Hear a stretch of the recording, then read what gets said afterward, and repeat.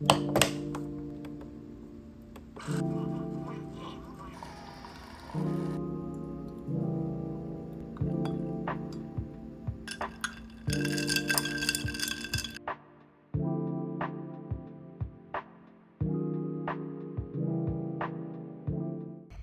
we're at Brightlight Books. I'm so excited to go inside. I've never been here, but this is a mixture of a secondhand bookstore and new books. I've been to one similar that's about 30 minutes from here, and I always walk away from that store with a stack of books on discount, so I'm really hoping for the same here. Let's go inside and explore. Before you even go inside, there were 3 shelves of books outside that were super discounted. $1 for each or 7 for 5. I found quite a few books out there that were pretty good, Paper Towns, a couple of others, and if you've ever seen the TV show Monk, then you know this one's a good one as well. Nothing I couldn't live without or didn't already have, so I went ahead and finished up browsing and then headed inside. The first thing I noticed upon walking in was this giant castle on the wall, which holds all the children's books, which I thought was so sweet. The front end caps held all of the seasonal books, which at the time was sweater weather reads. I mean, we're still in sweater weather, so this works as well, but we are not anywhere near Halloween anymore. But this is what they had out for that season. Something that I spotted that I love, my Geneva Rose, so good. And then let's get into the first section.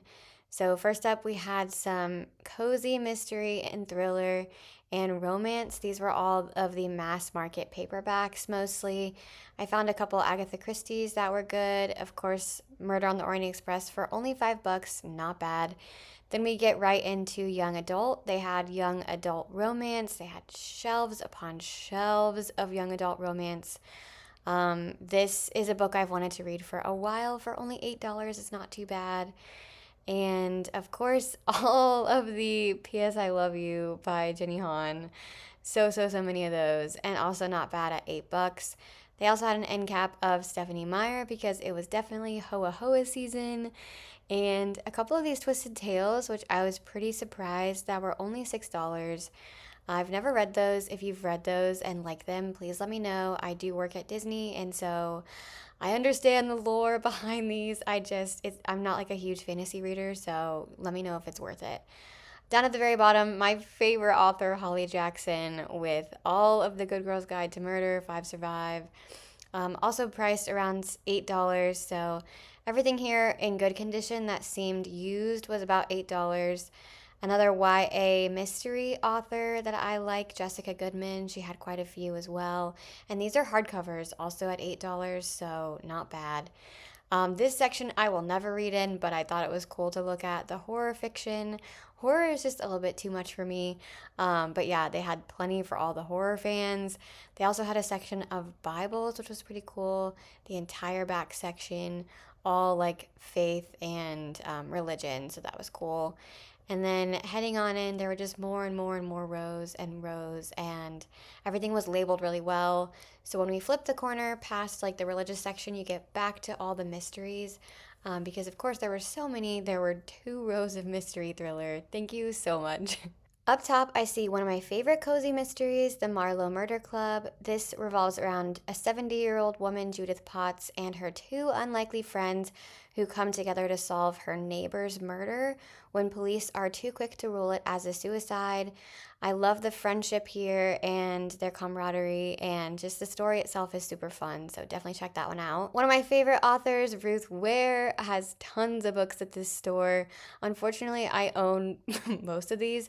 I'm pretty sure I bought One by One, which I've already read, so really it was just a trophy for my shelf, but it was so cute and perfect just in time to display for winter.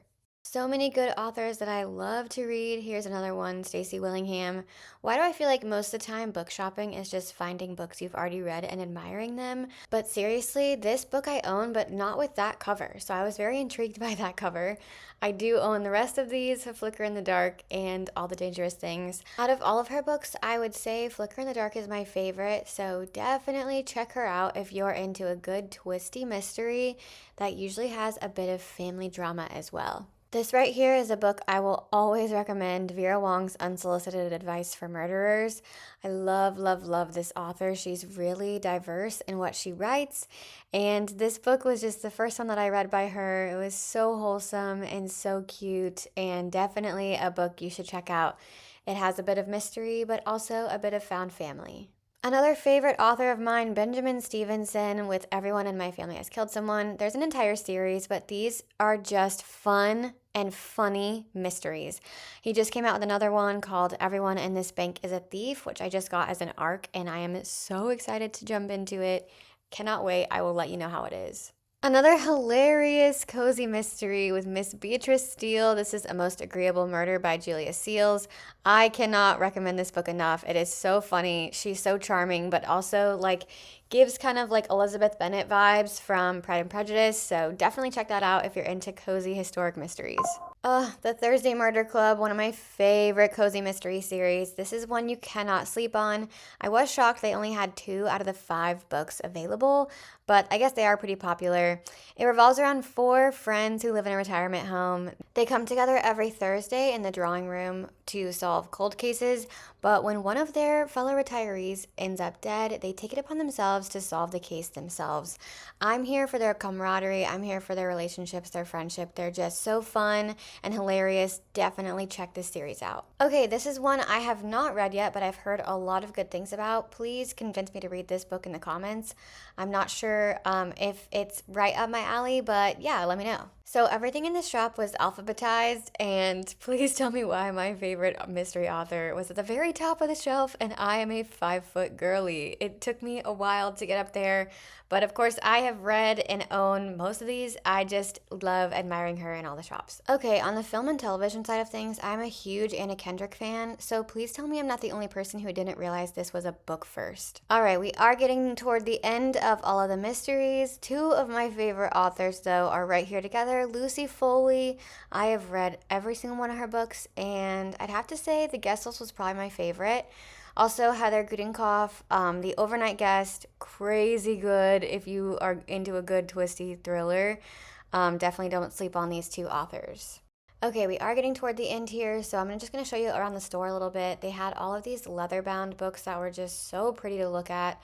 Definitely not my genre, but I had to take a gander. Across the way, they had these really pretty glass display cases full of leather-bound collectibles and classics, probably worth a lot of money. They also had a lot of kids' vintage books as well, and definitely took me back to my childhood when I was reading back in school. I'm definitely not in the market for any of these types of books, but it was really cool that they have this set up for people who are collectors and are looking for this type of genre. I made kind of a U shape while going through the shop, so back toward the front we had special and signed editions, followed by staff picks, which I thought was really fun, and rounding out the end with new releases. So I'm editing this video 3 months later, realizing I never filmed a what I got from Brightlight Books, but long story short, I ended up moving. I will do a room tour and book corner tour once it's all done. I'm kind of in the middle, as you can see. So yeah, stay tuned for all the fun. I moved, I had to go home for a family emergency, and just work has been crazy because it was the holidays. So we're back, we're fine, we are settled. But let me show you guys what I got from Brightlight Books that day.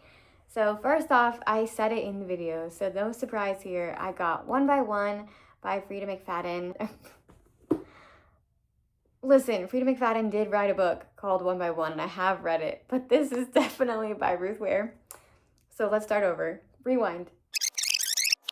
I got One by One by Ruth Ware.